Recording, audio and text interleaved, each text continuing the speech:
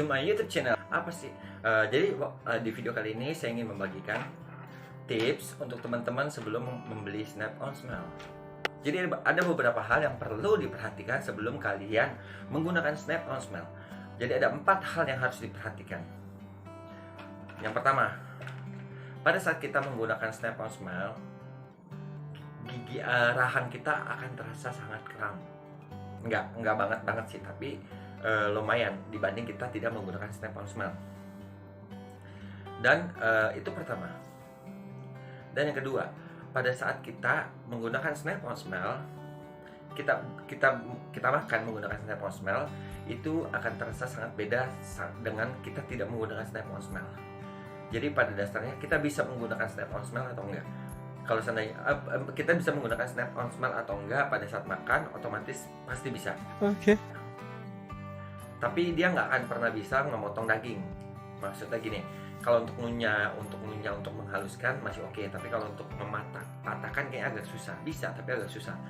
Jadi beda dengan gigi kita. Kalau gigi kita sendiri itu kan runcing ya, kayak gigi, nah bisa ngunyah gitu. Susah banget mau nih. Bang. Ribet banget.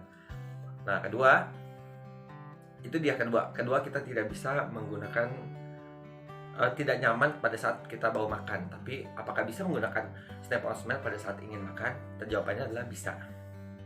Dan yang ketiga itu pada saat kita menggunakan Snap on Smile, kita nggak akan pernah kita bisa makan permen karet untuk ngunyah-ngunyah, nggak akan copot langsung kayak ketelan segala macam. Banyak tuh yang ngomong tuh, yang kamu nanti kita ketelan gini, kita nanti bisa ketelan, kita ini enggak. Kalau menurut gue itu bohong banget, karena kan emang Snap on Smile itu didesain menurut dengan gigi kita. Jadi kalau kita pakai buat makan permen karet bisa aja, cuman nggak bisa sampai yang pasti nempel, karena si gigi kena karet gitu kan, pasti nempel. Dan keempat yang sangat penting banget, ini dia yang paling penting. Kenapa saya bilang sangat paling penting? Kalian perhatikan, saya tidak menggunakan Snap on Smile, dan sekarang saya akan ambil harta karun saya. Ini adalah harta karun saya di mana saya menggunakan Snap on Smile. Jadi ini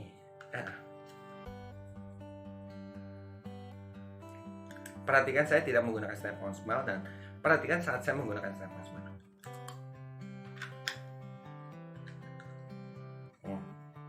Nah ini dia. Banyak yang nanya nih, mungkin karena si bahan yang kita gunakan atau Snap on Smile kita gunakan, jadi ada pengejaan beberapa kalimat yang beberapa huruf yang kita terdengar tidak jelas. Kalimat yang kita ucapkan tidak begitu jelas. Antara lain adalah pengejaan huruf S. Nah, S. Kalau saya copot S. Simple kan? Nah, kalau saya pakai ini, simple kan? Itu dia yang menurut saya mungkin karena agak ketebelan kali ya. Tapi kalau seandainya kita ketipisan juga, nanti bakal gampang rentan untuk patah. Nah banyak juga nih. Jadi kalau yang sangat disayangkan itu pengejaan. Mungkin kalau menurut saya menggunakan Snap on Smile ini udah 1 tahun lebih ya. Yang paling enak itu ya kita bisa taruh si Snap on Smile pada saat kita pengen tidur, itu aja sih.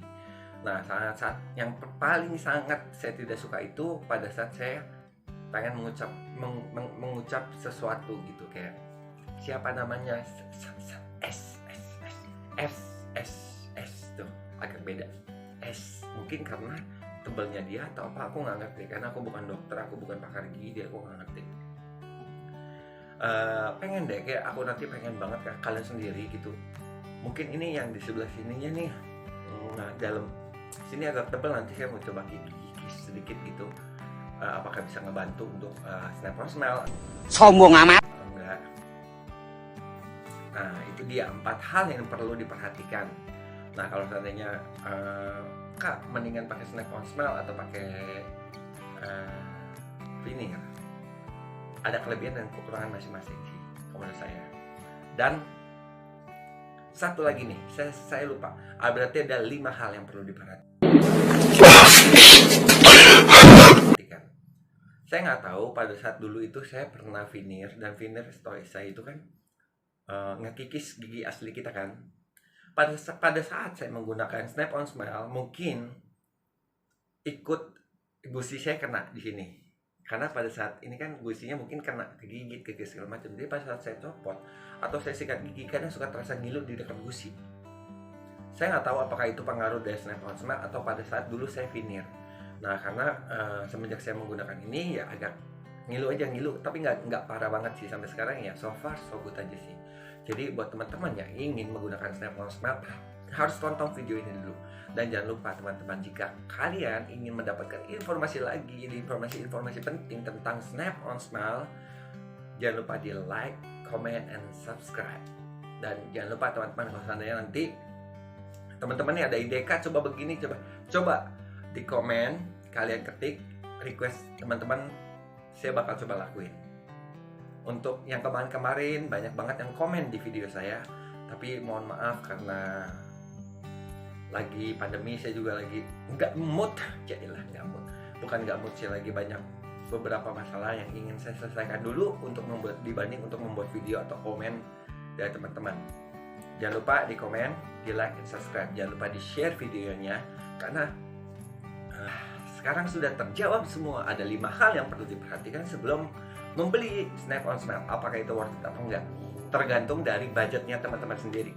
Kalau menurut saya ya saya worth it aja, karena pada saat kita ketemu orang atau kita ingin membeli segala macam dan gigi kita rapi, bersih, itu menambah nilai plus, menambah nilai kepedean kita untuk berbicara atau kita ingin presentasi. Nah, itu bakal lebih membuat kita percaya diri. Benar begitu? Jangan lupa di like and subscribe. God bless you. Dadah.